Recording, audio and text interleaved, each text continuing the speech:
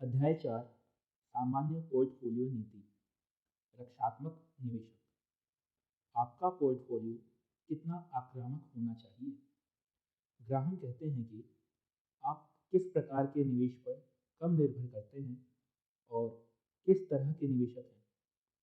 यहाँ पर बुद्धिमान निवेशक बनने के दो तरीके हैं: लगातार शोध, चयन और निगरानी करके स्टॉक, बॉन्ड या म्यूचुअल फंड का मिश्रण बनाकर निवेश करके, या एक स्थायी पोर्टफोलियो बनाकर जो ऑटो पायलट पर चलता हो और उसे और प्रयास की आवश्यकता नहीं होती है। ग्राहम का पहला दृष्टिकोण सक्रिय या उद्यमी है। यह बहुत समय और ऊर्जा लेता है। निष्क्रिय या रक्षात्मक रणनीति थोड़ा समय या प्रयास लेती है, लेकिन इसमें बाजार के हिलने से लगभग स्थिर रहने की आवश्यकता होती है। निवेश विचारक के रूप में चार्ल्स एलिस ने कहा है कि उद्यमी दृष्टिकोण फिजिकली है, जबकि रक्षात्मक दृष्टिकोण भावनात्मक है। यदि आपके पास अतिरिक्त समय है तो एक अत्यधिक प्रतिस्पर्धी खेल प्रशंसक की तरह सोचें कि आपको विरोधी टीम ने एक जटिल बौद्धिक चुनौती दी है।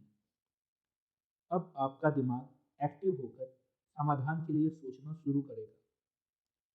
यदि आप इससे भागते हैं, सादगी चाहते हैं और पैसे के बारे में सोचना पसंद नहीं करते हैं, तो यह आपका निष्क्रिय दृष्टिकोण है। कुछ लोग दोनों विधियों को संयोजित करने में सबसे सहज महसूस करेंगे। वे एक ऐसा पोर्टफोलियो बनाएंगे जो मुख्य रूप से सक्रिय और आंशिक रूप से निष्क्रिय होता है, या इसके विपरीत। दोनों दृष्टिकोण समान बुद्धिमानी है। इससे आप या तो सफल हो सकते हैं या नहीं। लेकिन अगर आप सही चुनने के लिए पर्याप्त जानते हैं, तो आपके निवेश के जीवन काल के दौरान इसके साथ में रहेंगे और अपनी लागत और भावनाओं को नियंत्रण में रखें। सक्रिय और निष्क्रिय निवेशकों के बीच ग्राहम वित्तीय जोखिम की याद दिलाने वालों में से एक है कि वित्तीय जोखिम न केवल उस स्थान पर है जहां हम में से अधिकांश इसकी तलाश करते हैं, यानी अर्थव्यवस्था में या हमारे निवेश में, बल्कि खुद के भीतर भी है। एक रक्षात्मक निवेशक कैसे शुरू करता है? वह पहला और सबसे बुनियादी निर्णय यह करता है कि शेयरों में कितना रखा जाए और बॉन्ड और कैश में कितना रखा जाए। स्टॉक और बॉन्ड के बीच अपनी संपत्ति को निवेश करने के तरीके के बारे में ग्राहम की चर्चा में सबसे असामान्य बात यह है कि उन्होंने कभी उम्र शब्द का उल्लेख नहीं किया है। यह परंपरागत ज्ञान के खिलाफ दृढ़ता से उनकी सलाह बताता है कि जिसमें यह माना जाता है कि आपको निवेश में कितना जोखिम लेना चाहिए। यह इस बात पर निर्भर करता है कि आप कितने साल के हैं। एक थंब रूल है कि 100 से अपनी उम्र घटाने के बाद बची संख्या के बराबर प्रतिशत में स्टॉक व बाकी प्रतिशत में अपनी संपत्ति का निवेश बॉन्ड में करना चाहिए। यानी एक 28 वर्षीय व्यक्ति अपने पैसे का 72% स्टॉक में रखेगा। 81 वर्षीय व्यक्ति केवल 1 से 9% स्टॉक में रखेगा। बाकी सब की तरह 1990 से 1999 के उत्तरार्ध तक ये धारणाएं आम थी। 1999 में एक लोकप्रिय पुस्तक ने तर्क दिया कि यदि आप 30 वर्ष से कम उम्र के हैं, तो आपको अपने पैसे का 95% स्टॉक में निवेश करना चाहिए, भले ही आपके पास जोखिम के लिए कुछ भी ना हो।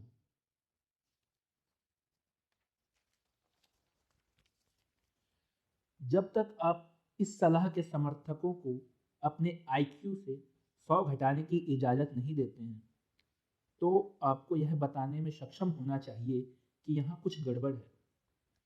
आपकी आयु को यह निर्धारण क्यों करना चाहिए कि आप कितना जोखिम ले सकते हैं।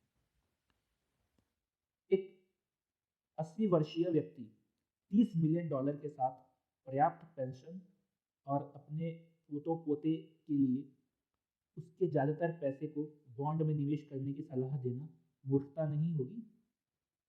उसके पास पहले से ही बहुत सारी आय है और उसके पोते जो अंततः उसके शेयरों के वारिस होंगे जो 10 को पहले निवेश कर रहे हैं। दूसरी तरफ एक 25 वर्षीय नवयुवक जो अपनी शादी या घर के भुगतान के लिए बचत कर रहा है, वह अपने सारे पैसे स्टॉक में डाल देगा। यदि शेयर बाजार एक बड़ा गोता लगा लेती है तो उसके पास उसके खर्चे वाले हिस्से को कवर करने के लिए कोई भी आय नहीं बचेगी। इससे भी फर्क नहीं पड़ता कि आप कितने युवा हैं। आपको अपने पैसे की आवश्यकता शायद 40 सालों तक ना पड़े और चेतावनी के बिना अचानक अब से 40 मिनट बाद भी पड़ सकती है। आप अपना काम खो सकते हैं, तलाक ले सकते हैं, असक्षम हो सकते हैं या किसी तरह का जोखिम आ सकता है। अप्रत्याशित जोखिम कभी भी किसी के भी जीवन में भी आ सकता है। इसीलिए हर किसी को कुछ नगद संपत्ति जोखिमहीन जगहों पर रखनी चाहिए, जिसे जब चाहे 1 मिनट में कैश किया जा सकता है। आखिरकार कई लोग ठीक से निवेश करना बंद कर देते हैं क्योंकि शेयर बाजार नीचे चला जाता है। मनोवैज्ञानिकों ने बताया है कि हम में से अधिकांश भविष्यवाणी करते हुए आज कम काम करते हैं कि हम भविष्य में गतिशील रूप से चार्ज किए जाने वाले कार्यक्रम के बारे में कैसा महसूस करेंगे। जब स्टॉक 1980 और 1990 के दशक में 15% या 20% सालाना बढ़ रहा था, तब यह कल्पना करना आसान था कि आप और आपके स्टॉक आपके जीवन के साथ चलेंगे। लेकिन जब आप प्रत्येक डॉलर को देखते हैं तो आप एक डाइम पर उतरने का निवेश करते हैं। तब बॉन्ड और नकद की सुरक्षा की उलझन में विरोध करना मुश्किल होता है। अपने शेयरों को खरीदने और रखने के बजाय बहुत से लोग उन्हें ऊंचे भाव पर खरीदते हैं और कम भाव पर बेचते हैं और अपने हाथों में अपने सिर को रखते हैं। क्योंकि इतने कम निवेशकों के पास गिरते बाजार में शेयर को पकड़ने की हिम्मत है, ग्राहम जोर देकर कहते हैं कि हर किसी को बॉन्ड में कम से कम 25% निवेश करना चाहिए। वे तर्क देते हैं कि वह कुशन आपको शेयर के बदले में अपने बचे पैसों की शेयर में रखने का साहस देगा। बेहतर जोखिम पाने के लिए आप कितना जोखिम ले सकते हैं? अपने जीवन की मौलिक परिस्थितियों के बारे में सोचें कि वे कब किक करेंगे, वे कब बदल सकते हैं और नकदी के लिए आपकी आवश्यकता को कैसे प्रभावित कर सकते हैं। जैसे कुछ कारण यहाँ पर बताए जा रहे हैं। आप कुंवारे हैं या शादीशुदा? आपके पति या साथी क्या करते हैं? क्या आपके बच्चे हैं? ट्यूशन बिल कब तक आने लगेंगे?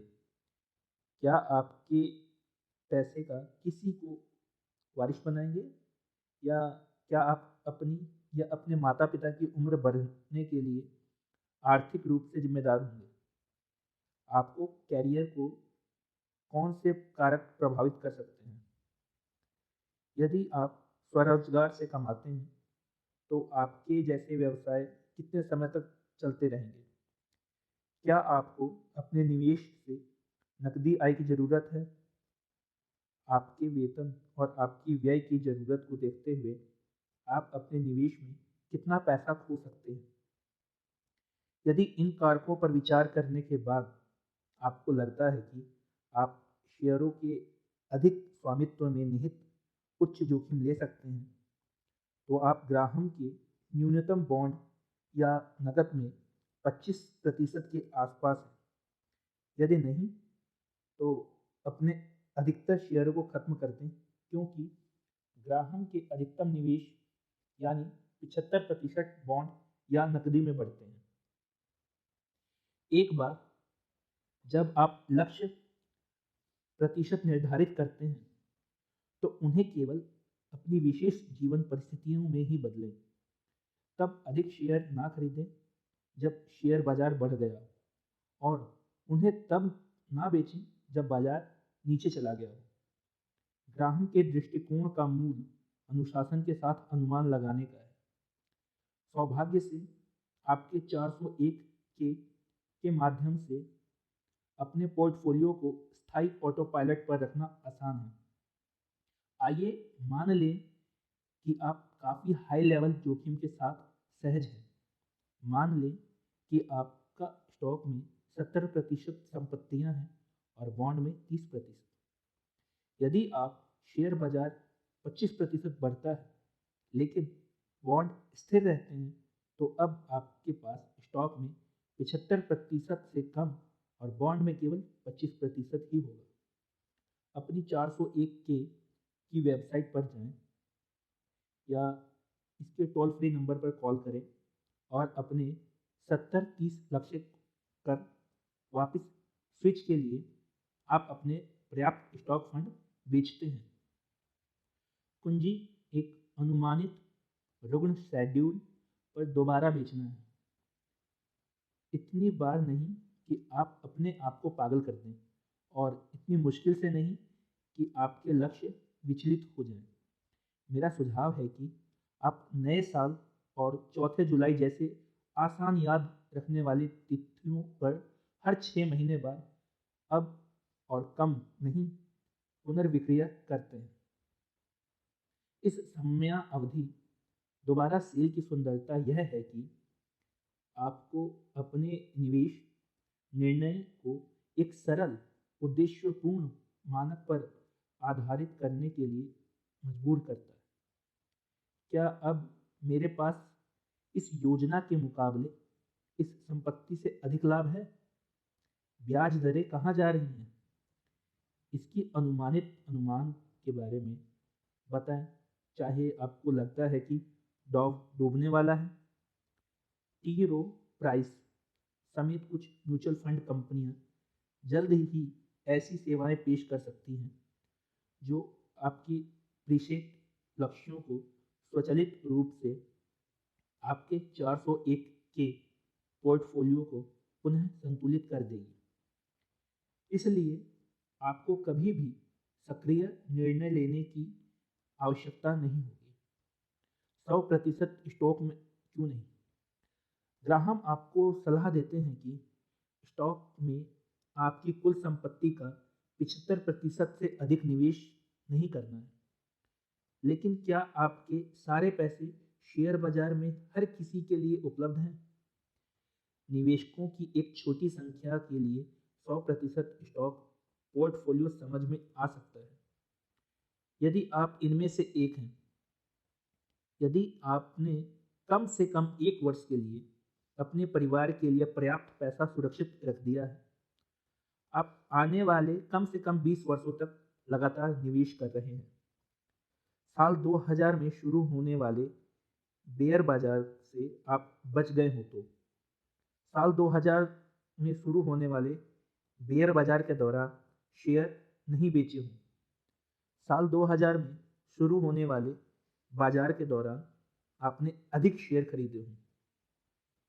इस पुस्तक में अध्याय 8 को पढ़ा हो और अपने स्वयं के निवेश व्यवहार को नियंत्रित करने के लिए एक औपचारिक योजना लागू की हो। जब तक आप इन सभी परीक्षणों को ईमानदारी से पारित नहीं कर लेते हैं, तब तक आपको अपने सभी पैसे स्टॉक ऑप्शन में नहीं डालने हैं। आखिरी बेयर बाजार में घबरा जाने वाले किसी भी व्यक्ति को अगले शेयर मार्केट संकट में घबराहट होगी जब उसके पास कोई भी नकद या बॉन्ड नहीं होगा। ग्राहम के दिनों में निवेशक को 2 बुनियादी विकल्पों का सामना करना पड़ा: कर योग्य या कर मुक्त, अल्पकालिक या दीर्घकालिक। जो आज 1/3 है, बॉन्ड या बॉन्ड फंड कर योग्य या कर मुक्त। जब तक कि आप सबसे कम टैक्स ब्रैकेट में न हों, आपको अपने सेवानिवृत्त खातों के बाहर केवल कर मुक्त बॉन्ड खरीदना चाहिए, अन्यथा आपकी बॉन्ड आय का बहुत अधिक आईआरएस के हाथों में खत्म हो जाएगा। कर योग्य बॉन्ड रखने का एकमात्र स्थान आपके 401 के या किसी अन्य पेंशन खाते के अंदर है, जहां आप अपनी आमदनी पर कोई मौजूदा कर नहीं दे सकते और जहां बॉन्डों की जगह नहीं है, क्योंकि उनके कर लाभ बर्बाद हो जाते हैं। अल्पकालिक या दीर्घकालिक बॉन्ड और ब्याज दरें एक नज़र में विपरीत सिरों पर हैं। यदि ब्याज दरें बढ़ती हैं तो बॉन्ड की कीमतें गिरती हैं। हालांकि एक अल्पकालिक बंधन दीर्घकालिक बंधन से बहुत कम होता है। दूसरी तरफ, यदि ब्याज दरें गिरती हैं तो बॉन्ड की कीमतें बढ़ती हैं और दीर्घकालिक बॉन्ड छोटे से बेहतर प्रदर्शन करेगा। आप 5 से 10 वर्षों में परिपक्व मध्यवर्ती अवधि के बॉन्ड को खरीदकर अंतर को विभाजित कर सकते हैं। अधिकांश निवेशकों के लिए इंटरमीडिएट बॉन्ड सबसे आसान विकल्प होते हैं, क्योंकि वे आपको अनुमान लगाने के खेल से बाहर निकलने में सक्षम हैं कि आप ब्याज दरें क्या करेंगे। बॉन्ड या बॉन्ड फंड, चूंकि बॉन्ड आमतौर पर $10,000 लॉट में बेचे जाते हैं और आपको कम से कम 10 बॉन्ड की आवश्यकता होती है ताकि जोखिम में विचलन हो सके कि उनमें से कोई भी बस्ट हो सकता है। व्यक्तिगत बॉन्ड खरीदने के लिए कोई मतलब नहीं होता जब तक कि आपके पास निवेश करने के लिए कम से कम $100,000 न हो। बॉन्ड फंड मासिक आय की सुविधा के साथ सस्ते और आसान विविधता प्रदान करते हैं, जिससे आप कमीशन का भुगतान के बिना मौजूद दरों पर सीधे फंड में निवेश कर सकते हैं। अधिकांश निवेशकों के लिए बॉन्ड फंड व्यक्तिगत बॉन्ड को हराते हैं। वैंगार्ड, फिडेलिटी, शवाब और टी रो प्राइस जैसी प्रमुख कंपनियां कम लागत पर बॉन्ड फंड को विस्तृत मेन्यू प्रदान करती हैं। आप अपनी नकद से अधिक आय कैसे ले सकते हैं? बुद्धिमान निवेशक को जमा या मनी मार्केट खातों के बैंक प्रमाण पत्रों से बाहर जाने पर विचार करना चाहिए। जिन्होंने हाल ही में कम रिटर्न दिया है, उन नकद विकल्पों में से कुछ हैं ट्रेजरी सिक्योरिटी। यूएस सरकार के दायित्वों के रूप में ट्रेजरी सिक्योरिटी वस्तुतः कोई क्रेडिट जोखिम नहीं लेते, क्योंकि अपने कर्ज पर चूक करने के बजाय अंकल सैम सिर्फ करों को जैक कर सकता है या आपकी इच्छा पर अधिक पैसा प्रिंट कर सकता है। ट्रेजरी बिल 4, 13 या 26 सप्ताह में परिपक्व हो जाते हैं। उनकी बहुत छोटी परिपक्वता की वजह से टी बिल मुश्किल में डूब जाते हैं। जब बढ़ती ब्याज दरें अन्य आय निवेश की कीमतों को कम करती हैं, लंबी अवधि के ट्रेजरी ऋण, हालांकि ब्याज दरें बढ़ने पर गंभीर रूप से पीड़ित हो जाते हैं। ट्रेजरी सिक्योरिटी पर ब्याज आय आमतौर पर राज्य आयकर से मुक्त होती है और सार्वजनिक हाथों में $3.7 ट्रिलियन के साथ ट्रेजरी ऋण के लिए बाजार बहुत अधिक है। इसीलिए यदि आपको परिपक्वता से पहले अपने पैसों की ज़रूरत है, तो आप आसानी से एक खरीदार को इसे बेच सकते हैं। सेविंग बॉन्ड्स ट्रेजरी के विपरीत विपणन योग्य नहीं है। आप उन्हें किसी अन्य निवेशक को नहीं बेच सकते हैं। यदि आप उन्हें 5 साल से कम समय में रिडीम करते हैं तो आप 3 महीने के ब्याज को खत्म कर देंगे। इस प्रकार के भविष्य में व्यय की जरूरत को पूरा करने के लिए मुख्य रूप से सेट एलोन मनी के रूप में उपयुक्त है। एक धार्मिक समारोह के लिए उपहार जो वर्षों दूर है, या हार्वर्ड में अपने नवजात शिशु को लगाने के लिए बचत शुरू करें। वे $25 जितने कम मूल्य में आते हैं, जिससे उन्हें पोते के लिए उपहार के रूप में आदर्श माना जाता है। निवेशकों के लिए जो अविश्वस्त रूप से आने वाले सालों तक कुछ नकद छोड़ सकते हैं। मुद्रास्फीति संरक्षित आई बॉन्ड ने हाल ही में लगभग 4% से अधिक आकर्षक ब्याज दरों की पेशकश की है। मॉर्टगेज सिक्योरिटीज यानी बंधक प्रतिभूतियां। संयुक्त राज्य अमेरिका के आसपास हजारों प्रतिभूतियों से मिलकर इन बॉन्ड को फेडरल नेशनल मॉर्टगेज एसोसिएशन या सरकारी नेशनल मॉर्टगेज एसोसिएशन जैसी एजेंसियों द्वारा जारी किया जाता है। हालांकि उन्हें यूएस ट्रेजरी द्वारा समर्थित नहीं किया जाता है, इसीलिए वे अपने अधिक जोखिम को दर्शाने के लिए उच्च लाभांश पर बेचते हैं। मॉर्टगेज सिक्योरिटी आमतौर पर जब ब्याज दरें गिरती हैं तब कम प्रदर्शन करते हैं। अच्छा mortgage security fund Vanguard, Fidelity और पिमको के आसपास उपलब्ध है। लेकिन यदि कोई ब्रोकर आपको सीएमओ बेचने की कोशिश करता है तो उसे बताएं कि आप अपने प्रोक्टोलॉजिस्ट के साथ अपॉइंटमेंट कर चुके हैं। एन्युटी यानी वार्षिकियाँ। ये बीमा जैसे निवेश आपको मौजूदा करों को रोकने और रिटायर होने के बाद पेंशन को बनाए रखने में सक्षम बनाता है। आप सावधि सालाना रिटर्न की एक सेट पर प्रदान कर सकते हैं। ये एक उतार चढ़ाव वाली परिवर्तनीय वापसी प्रदान करते हैं, लेकिन रक्षात्मक निवेशक को वास्तव में यहाँ क्या बचाव करने की ज़रूरत है। ज़्यादातर मामलों में एन्युटी के स्वामित्व की उच्च खर्च, जिसमें समर्पण शुल्क शामिल है, जो आपको शुरुआती निकासों पर लागू हो जाते हैं और इसके फायदे खत्म हो जाएंगे। कुछ अच्छी एन्युटी खरीदी जाती है, बेची नहीं जाती। यह एक एन्युटी विक्रेता के लिए कमीशन पैदा करती है, तो संभावना है कि यह खरीदार के लिए कम परिणाम देगा।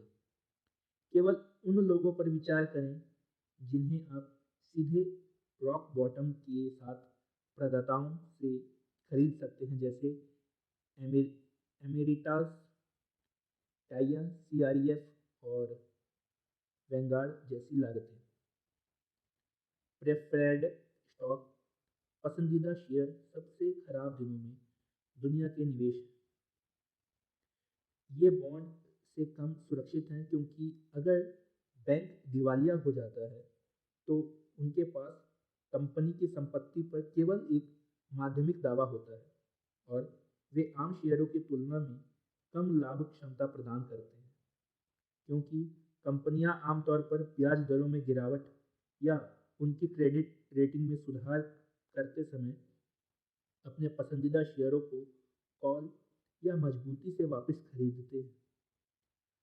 अपने अधिकांश बॉन्ड पर ब्याज भुगतान के लिए विपरीत, एक जारी करने वाली कंपनी अपने कॉर्पोरेट कर बिल के पसंदीदा लाभांश भुगतान हटा नहीं सकती। यदि आप उसे पूछें, यदि यह कंपनी मेरे निवेश के लायक होने के लिए पर्याप्त स्वस्थ है, तो यह बॉन्ड जारी करने और टैक्स ब्रेक प्राप्त करने के बजाय अपने पसंदीदा स्टॉक पर वसा लाभांश क्यों दे रही है? संभावित उत्तर यह है कि कंपनी स्वस्थ नहीं है, इसके बॉन्ड के लिए बाजार खराब हो गया है और आपको अपने पसंदीदा शेयरों से संपर्क करना चाहिए, क्योंकि आप एक अपरिपक्व मृत मछली से संपर्क करेंगे। सामान्य शेयर 2003 के आरंभ में याहू स्टॉक स्कैनर की एक यात्रा से पता चला कि मानक के 500 सूचकांक में 115 शेयरों में लाभांश 3% या उससे अधिक था। कोई बुद्धिमान निवेशक इससे कोई फर्क नहीं पड़ता कि लाभ के लिए कितना भूखा है, कभी भी अपनी लाभांश आय के लिए स्टॉक खरीद लेगा।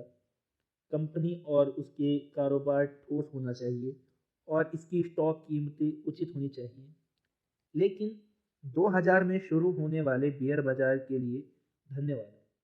कुछ प्रमुख शेयर अब ट्रेजरी बॉन्ड से बाहर हैं।